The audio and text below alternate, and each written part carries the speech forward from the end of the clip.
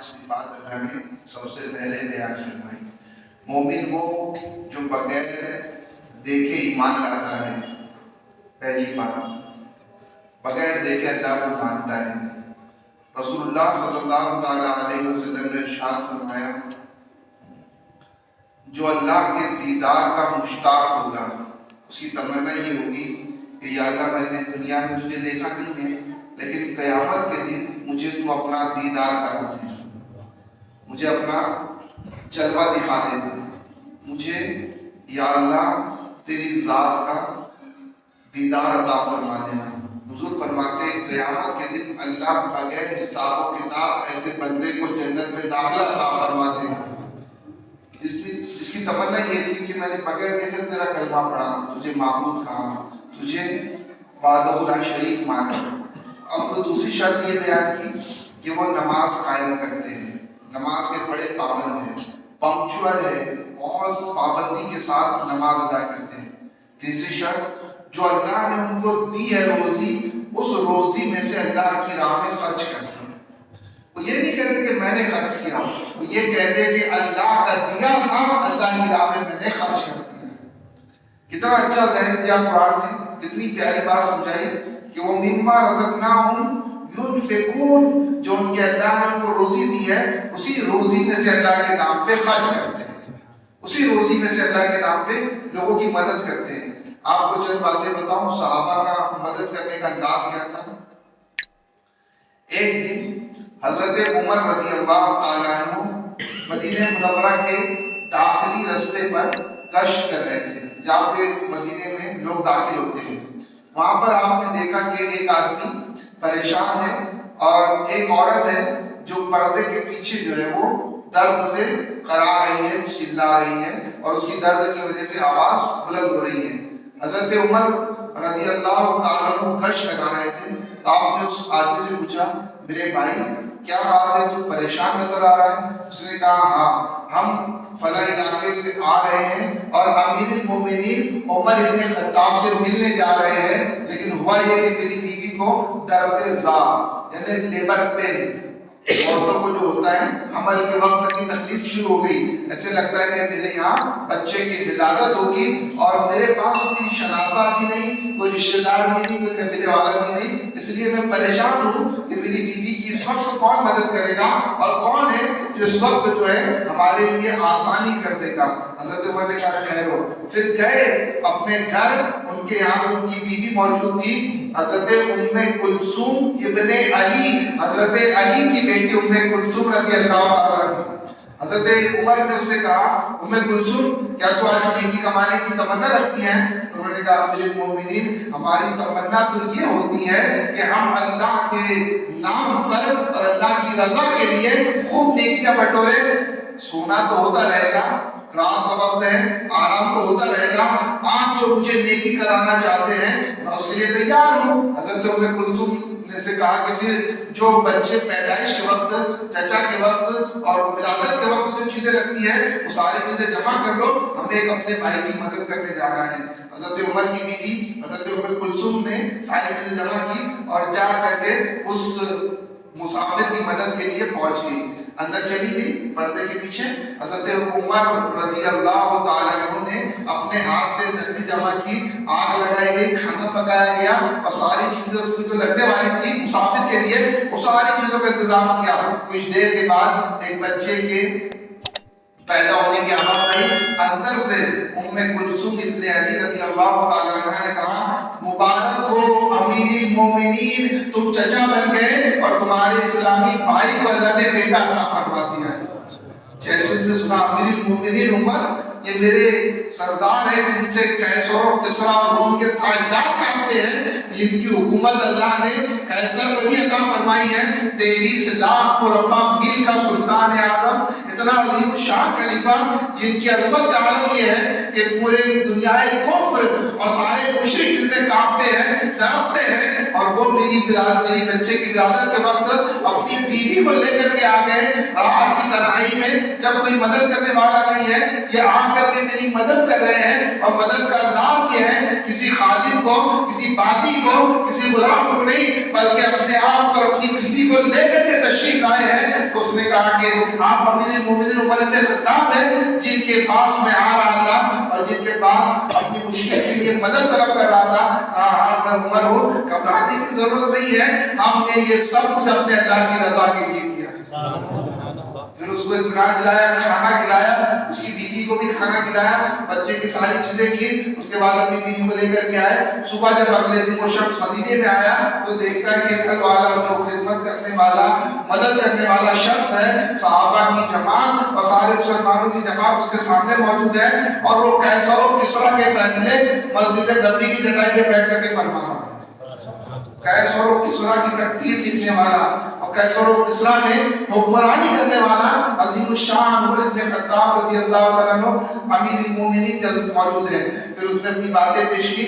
حضرت عمر نے اپنی طرف سے اس کو کچھ پیسے دیے، کچھ اخراجات دیے، اور کہا کوئی ضرورت پڑے تو آ جانا، انشاءاللہ تبارک و تعالیٰ تمہیں امیر المومنین کی جانب سے کبھی مایوسی نہیں ہوگی، بلکہ ہمیشہ تمہاری مدد کی جائے گی۔ یہ ہے کہ اللہ کے نام پہ قربانی کی جاتی ہے۔ ایک دن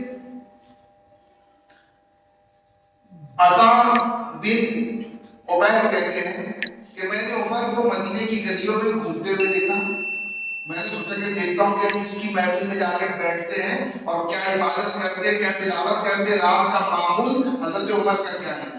یہ مومنوں کی شان ہے کہ جو اللہ نے ان کو دیا ہے اس میں سے وہ اللہ کی راہ میں خرچ کرتے ہیں، اور اس طاقت، اس صلاحیت، اس ذہن، اس سوچ اور اس ایمان کے ذریعے سے لوگوں کی مدد کرتے ہیں۔ یہ نہیں کہ شیخ اپنی دیکھ اور بس ہم کو تو ہماری فیملی اور ہمارے گھر والے اور ہمارے بیوی بچے، بس ہمارا کنبہ، ہمارا سرکل، ہمارا دائرہ نہیں، بلکہ مومن کی شان یہ کہ جو اللہ نے ان کو دیا ہے اس میں سے اللہ کی راہ میں خرچ کرتے ہیں۔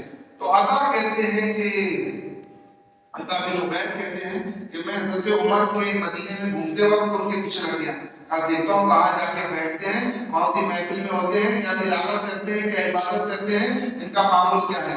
میں نے دیکھا کہ پرانے گھر میں چلے گئے، پرانے مکان میں داخل ہو گئے، کچھ دیر کے بعد واپس آئے اور پھر اپنے اور ایک کام میں لگے۔ میں بھی اس گھر میں ان کے جانے کے بعد داخل ہوا اور میں نے دیکھا کہ وہاں پہ ایک اندھی بوڑھی اپاہج عورت تھی جو بستر پہ بیٹھی ہوئی تھی۔ میں نے بڑھیا کو سلام کیا اور کہا کہ بڑی بھی یہ کون ہے جو آئے تھے؟ تو کہا میں نے دیکھا تو نہیں ہے، جانتی تو نہیں ہوں، لیکن یہ روز آتے ہیں، میرا کھانا پکاتے ہیں، مجھے کھانا کھلاتے ہیں، میرا بستر صاف کرتے ہیں، میری ساری ضرورت پوری کرتے ہیں، اور پھر ساری ضرورت پوری کرنے کے بعد مجھ سے پوچھتے ہیں اور کوئی کام ہے؟ اگر یہ نہیں اس کے بعد وہ چلے جاتے ہیں۔ کہا مائی یہ کوئی اور نہیں، یہ مسلمانوں کے خلیفہ امیر المومنین عمر ابن خطاب رضی اللہ تعالیٰ عنہ دن میں دنیا میں حکومت کرتے ہیں، دن کے اندر قیصر و کسریٰ کے تاجدار ہیں، اور رات کو آ کر کے تیرے بستر کی اور تیرے گھر کی صفائی کر کے چلے جاتے ہیں۔ یہ مومنوں کی شان ہے، یہ ہے جو قرآن ہم کو بنانا چاہتا ہے کہ اپنی اللہ کے لیے روزی میں سے ہم پیسہ نہیں خرچ کر سکتے تو کسی کی تکلیف دور کر دیں۔ ایک دن صحابہ نے پوچھا حضور دین کیا ہے؟ تو حضور نے کہا مومنوں کی بھلائی چاہنے کا نام دین ہے، مسلمانوں کی بھلائی چاہنے کا نام دین ہے۔ یہ جو دین کا کلمہ ہم نے پڑھا ہے نا کہ ہم اسلام کے ماننے والے، سرکار سے صحابہ نے پوچھا دین کیا ہے؟ حضور نے کہا دین النصیحہ، دین تو مسلمانوں کی بھلائی چاہنے کا نام دین ہے۔ پہلی صفت بیان کی غیب پہ ایمان لاتے ہیں، دوسری صفت نماز قائم کرتے ہیں، تیسری صفت اللہ کی دی ہوئی روزی میں سے اللہ کے بندوں کو اللہ کی راہ میں خرچ کرتے ہیں، چوتھی صفت کہ کتابوں پر، حضور کی کتاب پر یعنی قرآن عظیم پر اور پچھلی کتابوں پر ایمان لاتے ہیں، آخرت پر یقین رکھتے ہیں، آخرت کے بارے میں یقین ہے کہ ہر ذرے کے برابر چیز کا اللہ سوال کرے گا۔ قرآن میں اللہ نے ارشاد فرما بھی دیا کہ وَمَن يَعْمَلْ مِثْقَالَ ذَرَّةٍ خَيْرًا يَرَهُ وَمَن يَعْمَلْ مِثْقَالَ ذَرَّةٍ شَرًّا يَرَهُ، ذرے برابر کی نیکی اللہ تم کو دکھائے گا اور ذرے برابر کا گناہ اللہ تم کو دکھائے گا. ایک بار میں سبحان اللہ کہا ہوگا تو اللہ اس کے بندے میں جنت کا ایک عظیم الشان درخت عطا فرما دے گا. اور ایک مرتبہ چھوٹا سا گناہ بھی کیا ہوگا نا، ذرے برابر اللہ اس کو دکھا دے گا یہ کیا تھا، یہ کر کے آئے تھے. تو آخرت کا یقین رکھتے. اب اللہ پاک نے مومنوں کے مقابلے میں کافروں کے بارے میں کہا. اس سے پہلے اللہ نے بشارت دی کہ یہ جو کرتے نا، نماز پڑھتے ہیں، اللہ کی دی ہوئی روزی میں سے اللہ کے نام پہ خرچ کرتے ہیں، انبیاء پہ، رسول کی کتاب پر ایمان لاتے ہیں اور آخرت کا یقین رکھتے ہیں، غیب پر ایمان لاتے ہیں، یہ کی شان کیا ہے؟ مومن ہونا بڑی شان کی بات ہے. مسلمان ہونا عظیم الشان چیز کا نام ہے. یہ دولت ایمان ہونا یہ بہت عظیم الشان ہے. سنیں صلہ کیا ملے گا؟ صلہ یہ ہے، اللہ فرماتا ہے اولئک، یہ وہ ہے علی ھدی من ربہم، اللہ کی طرف سے ہدایت یافتہ لوگ. ہدایت ان کو ان کے اللہ نے دی ہے. یہ جو نماز کی، زکات کی، ایمان کی، آخرت کی، یقین کی جو ہدایت ہے کسی اور نے نہیں دی، بلکہ ان کے اللہ کی طرف سے وہ ہدایت کی راہ پر ہے. اسی لیے تو نماز پڑھتے پڑھتے ہم یہ کہتے ہیں اہدنا الصراط المستقیم، اے اللہ ہم کو سیدھی راہ پر، صراط مستقیم پہ چلنے کی توفیق عطا فرما. نماز میں ہے، وضو کر کے آئے، دنیا سے کٹ گئے، کاروبار چھوڑ دیا، پھر مصلی پہ کھڑے ہوئے کہتے ہیں یا اللہ ہم کو سیدھے راستے پہ چلنے کی ہدایت عطا فرما. اہدنا الصراط المستقیم، ہمیں ہدایت دے سیدھے راستے پہ چلنے کی. پھر اللہ نے فرمایا کہ اپنے اللہ کی طرف سے، ان کے رب کی طرف سے ہدایت پر ہے. کسی اور نے گائیڈ نہیں کیا ہے، کسی اور نے ان کو لگایا نہیں ہے، کسی اور نے ہدایت نہیں دی ہے، بلکہ خدا کی طرف سے ہدایت یافتہ ہے. پھر ربہم، یہ من جو ہے اللہ کی طرف لوٹ رہی ہے، اللہ کی طرف سے ہدایت پر ہے اور ان کے اللہ نے ان کو ہدایت دے رکھی ہے. اور پھر کیا کیا؟ ہدایت تک محدود نہیں ہے. پھر اللہ فرماتا ہے اولئک هم المفلحون، کامیابی کا سہرا تو انہی کے سر پر ہے. سبحان اللہ، سبحان اللہ.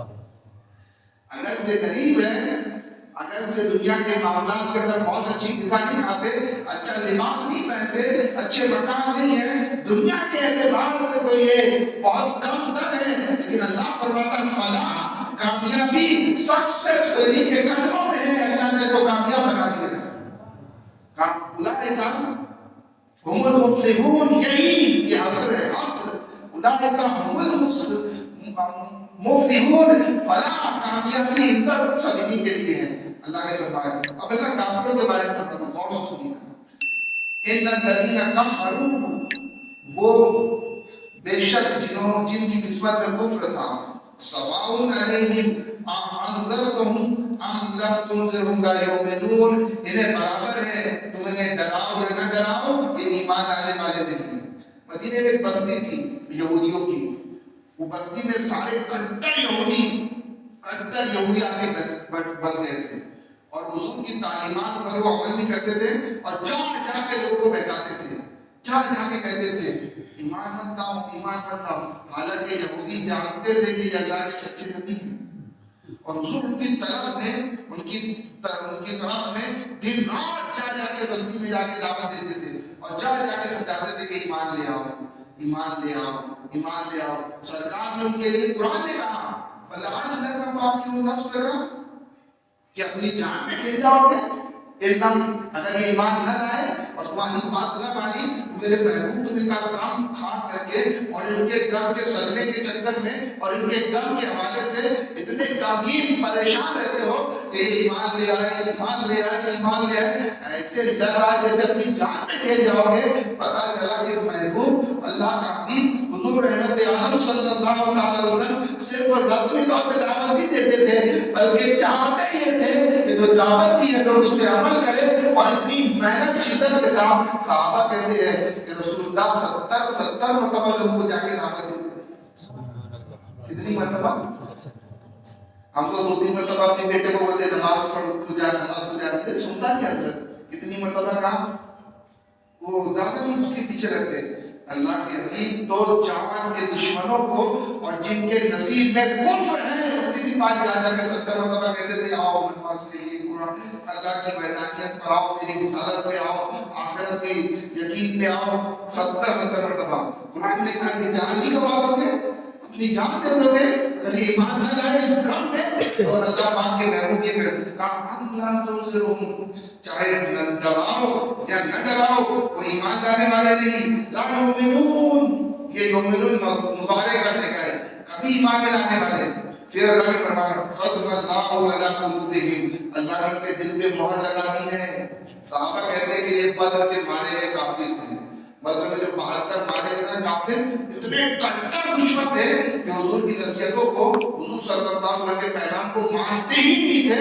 اللہ نے فرمایا ختم اللہ علی قلوبہم، اللہ نے ان کے دل پہ مہر لگا دی، وعلی سمعہم، اور ان کے سماعت پر، وعلی ابصارہم، اور ان کی آنکھوں پر۔ مشرک جو ہے نا، بہت سارے مشرک یہ قرآن بھی پڑھتے ہیں، حضور کی سیرت بھی پڑھتے ہیں، مسلمانوں کو دیکھتے بھی ہیں، باہر کھڑے ہو کر کے وہ پانی کا پیالہ لے کے بھی کھڑے ہوتے ہیں اور درگاہ پہ بھی جاتے ہیں، آستانوں پہ بھی جاتے ہیں، لیکن ختم اللہ ازلی کافر ہے، ازلی کہ ازلی طور پہ اللہ نے ان کے دل پہ مہر لگا دی، مہر لگا دی گئی ہے۔ اس سے ڈرنا چاہیے کہ کہیں کسی کے دل پہ مہر نہ لگ جائے کہ نماز ہی نہیں پڑھے، اور کسی کے دل پہ ایسی مہر لگ جائے کہ صدقہ نہ دے، 2 روپے دے دے دل جان نکل جائے۔ اس بات سے ڈرنا چاہیے۔ اللہ کسی پر اعمال کے اگر ختم کرا دے، مہر لگاتے ہیں ایمان کی، اس کو سوچتا ہی نہیں ہے۔ پھر کیسے سوچتا نہیں ہے کہ اللہ اس کی آنکھوں پہ، اس کے کانوں پہ، اس کے دل پہ مہر لگا دیتا ہے۔ وہ علی سمعہم وعلی ابصارہم، اور اس کے دل پہ اللہ تبارک و تعالیٰ نے مہر لگا دی۔ وہ غشاوۃ، اور اس کی آنکھوں پہ گھٹا ٹوپ ہے۔ وَلَهُمْ عَذَابٌ عَظِيمٌ، اور ایسے لوگوں کے لیے عذاب عظیم ہے، کافروں کے لیے۔ پیارے آقا علیہ السلام کے پیارے دلوانوں، اللہ سے ہدایت طلب کرتے رہے، دعا مانگتے رہے کہ اللہ تو نے مغرب پڑھائی، اب تو توفیق دے کے ہم عشاء کی نماز کو بھی حاصل ہو جائیں۔ عشاء پڑھے تو یہ تمنا کرے کہ یا اللہ مجھے فجر کی توفیق عطا فرما دے، اور اس درس میں آئے تو یا اللہ ہمیں اور مزید اگلے ہفتے آنے کی بھی سعادت عطا فرما دے، اور مزید لوگوں کو لانے کی سعادت عطا فرما دے۔ مجھے امید ہے کہ ہفتے آپ آئیں گے تو سب دوستوں کو، احباب کو، ساتھیوں کو لائیں انشاءاللہ، سب لوگ مل کر کے دعوت چلائیں۔ تفسیر قرآن ہوگی، بہت لمبی بیان نہیں ہوگا، بہت مختصر کریں گے انشاءاللہ تعالیٰ۔ آپ سب سے گزارش ہے کہ اپنے بھائیوں کو، اپنے دوستوں کو لے کر کے حاضر ہوا کریں، انشاءاللہ ہر ہفتے تفسیر قرآن کرنے کی سعادت حاصل کریں گے۔ آمین یا رب العالمین۔ سب لوگ تشریف لائیں۔ السلام علیکم۔